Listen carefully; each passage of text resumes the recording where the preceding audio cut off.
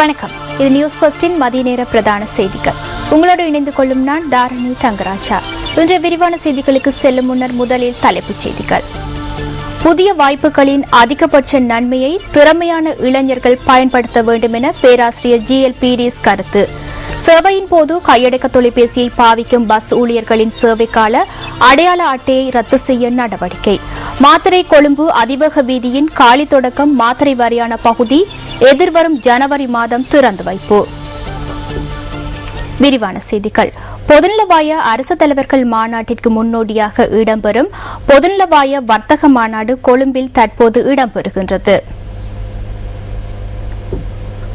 பாரம்பரியமான மங்கள விளக்கேற்றல் நிகழ்வுடன் பொதுநலவாய வர்த்தக மாநாடு ஆரம்பமானது. இந்த மாநாட்டில் பிரதம விருந்தினராக ஜனாதிபதி மஹிந்த ராஜபக்ஷ கலந்து கொண்டார். வெளிவிகார அமைச்சர் பேராசிரியர் GL பீரிஸ், முதலீட்டு ஊக்குவிப்பு அமைச்சர் லக்ஷ்மண் ஜாபா அபேவர்த்தன, பொதுநலவாய வர்த்தக மாநாட்டின் தலைவர் கலாநிதி மோகன் கவுல் மற்றும் பெருந்திரளான உள்நாட்டு வெளிநாட்டு பிரதிநிதிகள் இந்த மாநாட்டில் கலந்து கொண்டுள்ளனர்.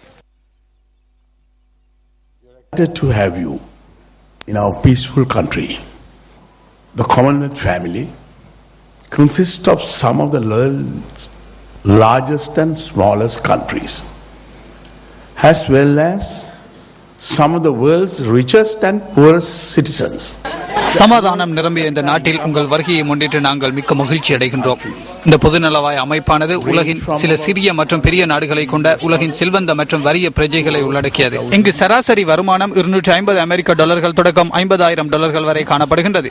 எனவேதான் இந்த மாநாட்டின் துணைப்பொருளானது சிறந்த உருவாக்கம் மற்றும் சமூக அபிவிருத்தியை பகிர்ந்து கொள்ளல் என்ற தலைப்பில் காணப்படுகின்றது. Within the Commonwealth nations, and therefore the selection of the forum theme, namely partnering of wealth creation and social development, is undoubtedly relevant and timely. This event will also provide a platform for Sri Lanka to showcase its business community to the world and the incredible opportunities. இலங்கை தனது வர்த்தக சமூகத்தை உலக நாடுகளுக்கு வெளிப்படுத்துவதற்கு சிறந்த அடித்தளமாக இந்த மாநாடு அமைகின்றது.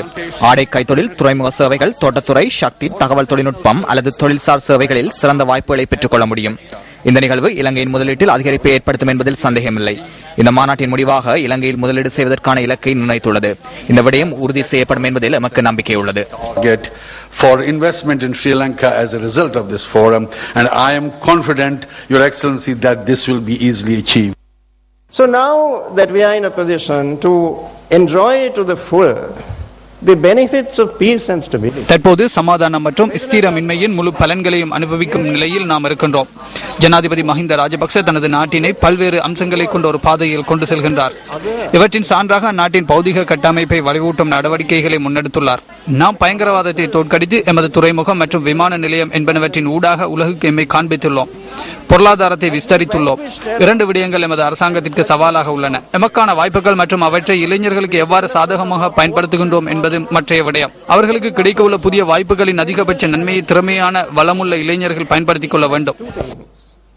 These two things are, on the one hand, the vistas of opportunity that are opening up before us, and how we make it possible for our young people, talented and resourceful as they are, to make the maximum use of the new opportunities that are now within their reach. பொதுநலவாய வர்த்தக மாநாடு எதிர்வரும் 14ஆம் தேதி வரை நடைபெற உள்ளமை குறிப்பிடத்தக்கது.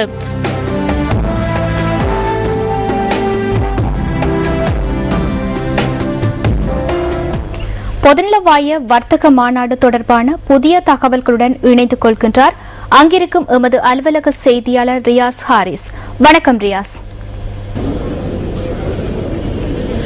வணக்கம் தாரணி. 2013ஆம் ஆண்டு பொதுநலவாய உச்சி மாநாட்டின் பல முக்கிய மாநாடுகள் இன்றும் இடம்பெற்றுக் கொண்டிருக்கின்றன. பொதுநலவாய இளைஞர் மாநாடு ஹம்மாந்தோட்டையில் 3வது நாளாக நடைபெறுகின்றது. அதேபோன்று பொதுநலவாய மக்கள் மாநாடு காலி ஹிக்கடுவையில் 3வது நாளாக நடைபெற்றுக் கொண்டிருக்கின்றது. அத்துடன் பொதுநலவாய வர்த்தக மாநாடு இன்று காலை கொழும்பில் ஆரம்பமானது. ஜனாதிபதி மஹிந்த ராஜபக்ச தலைமையில் இந்த மாநாடு ஆரம்பமானது. பொதுநலவாய செயலாளர் நாயகம் கமலேஷ் சர்மா உள்ளிட்ட பலரும் இந்த மாநாட்டில் பங்கேற்றிருந்தார்கள். குறிப்பாக சர்வதேச ரீதியில் 1000 முக்கிய வர்த்தக பிரமுகர்கள் இந்த மாநாட்டில் கலந்து கொண்டிருக்கின்றார்கள். வளைய நாடுகளின் வர்த்தக பொருளாதார ஊக்குவிப்பு வாய்ப்புகள் தொடர்பில் இந்த மாநாட்டின் பொழுது விரிவாக ஆராயப்படுகின்றது. எதிர்வரும் 14ஆம் தேதி வரை இந்த மாநாடு நடைபெறவிருக்கின்றது. இங்கு எடுக்கப்படுகின்ற பல முக்கிய தீர்மானங்கள் 15ஆம் தேதி ஆரம்பமாக உள்ள பொதுநலவாய உச்சி மாநாட்டில் சமர்ப்பிக்கப்பட்டு சர்வதேச மட்டத்தில் பல முக்கிய தீர்மானங்கள் எடுக்கப்படவுள்ளமையும் குறிப்பிடத்தக்க விடயமாகும். அதேபோன்று இன்று மாலை பொதுநலவாய செயலாளர் நாயகம் கமலேஷ் சர்மா மற்றும் வெளிவிவகார அமைச்சர் GL பீரிஸ் ஆகியோர் இணைந்து நடாத்துகின்ற செய்தியாளர் சந்திப்பும் நடைபெறவிருக்கின்றது. இவை உள்ளிட்ட அனைத்து தகவல்களையும் நியூஸ் ஃபர்ஸ்ட் கொழும்பு பண்டாரநாயக்க ஞாபகார்த்த மாநாட்டு மண்டபத்தில் அமைக்கப்பட்டிருக்கின்ற செய்தியாளர்களுக்கான ஊடக மத்திய நிலையத்திலிருந்து நாங்கள் உடனுக்குடன் தகவல்களை வழங்குவதற்கு தயாராக இருக்கின்றோம்.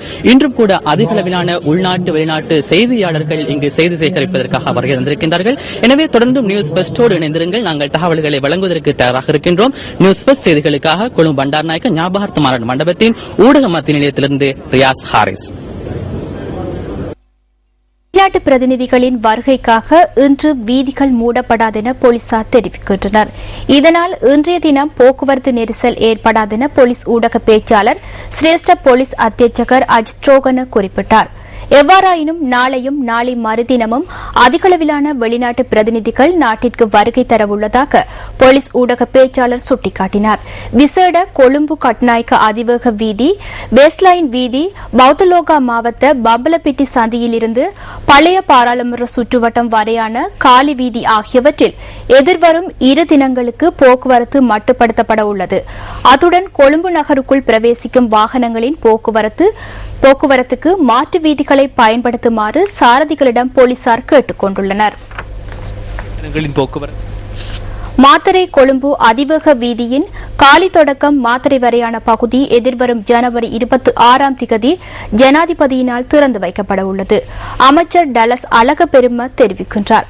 மாத்தறை மாவட்ட செயலகத்தில் நேற்று நடைபெற்ற சந்திப்பில் அமைச்சர் இதனை தெரிவித்தார்.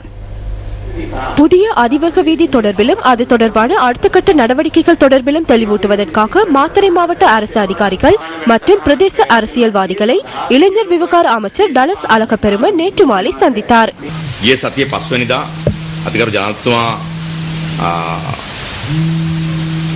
அதிவேகி மார்க்கை நிரீட்சணை கடந்த 5ஆம் தேதி ஜனாதிபதி அதிவேக வீதியை கண்காணித்தார். அதன் பிரகாரம் ஜனவரி மாதம் 26ஆம் தேதி மாத்தறை வரையான அதிவேக வீதியை திறப்பதற்கு தீர்மானித்தார். இந்த மார்க்கம் திறக்கப்பட்டவுடன் கொடகமாவில் இருந்து ஜெயந்தி பாலத்தினூடாக பெலியத்த வரையான மார்க்கத்தின் பணிகள் ஆரம்பிக்கப்படும். மாத்தறை மாவட்டம் என்ற ரீதியில் இது வரலாற்று சிறப்புமிக்கது. இது எதிர்காலத்தை கருத்தில் கொண்டு எடுக்கப்பட்ட மிகவும் சிறந்த தீர்மானம்.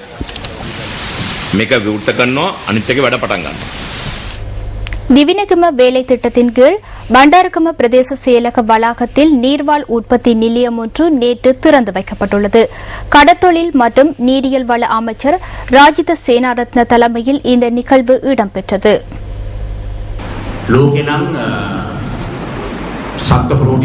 உலகில் 25% புரதச்சத்துள்ள மீன் வகைகள் உணவாக உட்கொள்ளப்படுகின்றன. 75% இறைச்சி வகைகளே உணவாக உட்கொள்ளப்படுகின்றது. இலங்கை ஒரு பௌத்த நாடு என்ற வகையில் எமது நாட்டில் 72% மீன்களையே உண்ணுகின்றனர்.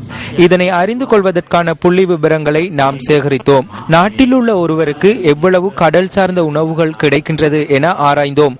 குறை போசாக்கினை நீக்குவதற்கு குழந்தைகளுக்கு வழங்க வேண்டும் என்ற இலக்குகளை இனங்கண்டே நாங்கள் இந்த நீரியல் உற்பத்திகளை மேற்கொள்கின்றோம். கையடக்க தொலைபேசி பாவித்த வண்ணம் சேவையில் ஈடுபடும் தனியார் பஸ் ஊழியர்களின் சேவைக்கால அடையாள அட்டை ரத்து செய்வதற்கு நடவடிக்கை எடுப்பதாக தனியார் போக்குவரத்து அமைச்சர் தெரிவிக்கின்றார். அவ்வாறான சாரதிகள் தொடர்பான முறைப்பாடுகளை 1955 என்ற தொலைபேசி இலக்கத்திற்கு தெரிவிக்க முடியும் என அமைச்சர் CB ரத்நாயக்க குறிப்பிட்டார். மோட்டார் வாகன போக்குவரத்து கட்டளை சட்டத்தின் கீழ் பயணிகளுக்கு பாதிப்பு ஏற்படுத்தும் வகையில் செயற்படுதல் தண்டனைக்குரிய குற்றமாகும். அதற்கான சட்ட வரைவு காணப்படுகின்றது. அவற்றில் விசேடமாக கையடக்க தொலைபேசி பயன்படுத்தியவாறு வாகனம் செலுத்த முடியாது. இந்த சட்டம் பஸ், வேன், லாரி, கார், முச்சக்கர வண்டி என வேறுபடாது. நாட்டில் சட்டம் அவ்வாறு உள்ளது. அதற்கமைய சாரதிகள் செயற்பட வேண்டும். நான் அமைச்சராக பொறுப்பேற்ற கால பகுதியிலிருந்து சட்டம் மற்றும் ஒழுங்கை உரிய முறையில் செயற்படுத்துகின்றேன். பொது போக்குவரத்துக்கு பொருத்தமற்றவர்கள் நீக்கப்பட்டுள்ளனர். சாரதி அனுமதி பத்திரம் ரத்து செய்யப்பட்டுள்ளது. மட்டக்களப்பு ஓட்டமாவடி பகுதியில் இடம்பெற்ற மோட்டார் சைக்கிள் விபத்தில் ஒருவர் உயிரிழந்துள்ளார். மட்டக்களப்பு பொலனறுவை வீதியில் மீரா ஓடை நோக்கி பயணித்த மோட்டார் சைக்கிள் வேகத்தை கட்டுப்படுத்த முடியாது நிறுத்தி வைக்கப்பட்டிருந்த கெப் வாகனத்தில் நேற்றிரவு மோதியதாக போலீசார் தெரிவித்துள்ளனர்.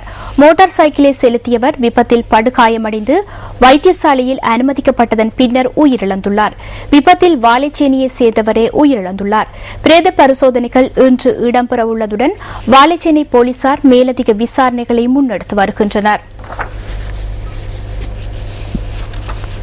மட்டக்களப்பு ஏறாவூர் பகுதியில் இரவில் மின்குமிழை ஒளிரச் செய்யாது பயணித்த 30 சைக்கிள்கள் போலீசாரினால் கைப்பற்றப்பட்டுள்ளன. ஏறாவூர் போலீசாரால் நேற்றிரவு மேற்கொள்ளப்பட்ட சுற்றிவளைப்பில் இந்த சைக்கிள்கள் கைப்பற்றப்பட்டதாக போலீசார் குறிப்பிட்டனர். கைப்பற்றப்பட்டுள்ள சைக்கிள்களை நீதிமன்றத்தில் ஆஜர்படுத்துவதற்கு முன்னர் சைக்கிள்களுக்கு மின்குமிழ்களை பொருத்துவதற்கு கால அவகாசம் வழங்கப்பட்டுள்ளதாகவும் போலீசார் தெரிவித்தனர். இரவு நேரங்களில் ஏற்படும் வாகன விபத்துக்களை தடுப்பதற்காகவே இந்த நடவடிக்கை முன்னெடுக்கப்படுவதாக ஏறாவூர் போலீஸ் நிலைய பொறுப்பதிகாரி சுட்டிக்காட்டினார். இந்த விடயம் தொடர்பில் ஏற்கனவே பிரதேச மக்களுக்கு அறிவித்தல் விடுக்கப்பட்டிருந்ததாகவும் அதனை மக்கள் உரிய முறையில் நடைமுறைப்படுத்தாமை காரணமாகவே நேற்றைய தினம் சுற்றிவளைப்பு மேற்கொள்ளப்பட்டுள்ளதாகவும் கூறப்படுகின்றது.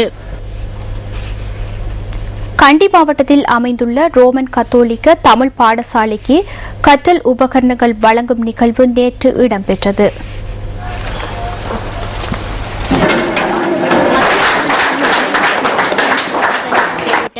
எம்பிடிய ரோமன் கத்தோலிக்க தமிழ் பாடசாலை மிகவும் பின்தங்கிய நிலையில் காணப்படுகின்றது. தரம் 1 தொடக்கம் 11 வரையான வகுப்புகளை கொண்ட இந்த பாடசாலையில் 35 மாணவர்கள் மாத்திரமே கல்வி கற்கின்றனர். இதனால் மலையக கல்வி இலக்கிய பேரவையினால் வறுமை கல்வியை தொடரும் இந்த மாணவர்களுக்கு கற்றல் உபகரணங்கள் பெற்றுக் கொடுக்கப்பட்டது. இதேவேளை புலமை பரிசில் பரீட்சையில் சித்தி பெற்ற மாணவர்களை பாராட்டும் நிகழ்வொன்று உடபலாத பகுதியில் நடைபெற்றது. சோகம கவுக்கலை பிரிவு தோட்ட இளைஞர்களின் அமைப்பினால் இந்த நிகழ்வு ஏற்பாடு செய்யப்பட்டிருந்தது. இதுடன் நியூஸ் ஃபர்ஸ்டின் மதிய நேர பிரதான செய்திகள் நிறைவு பெறுகின்றன. வணக்கம். Hotline 0114-896-896 www.newsfirst.lk. Feedback at newsfirst.lk.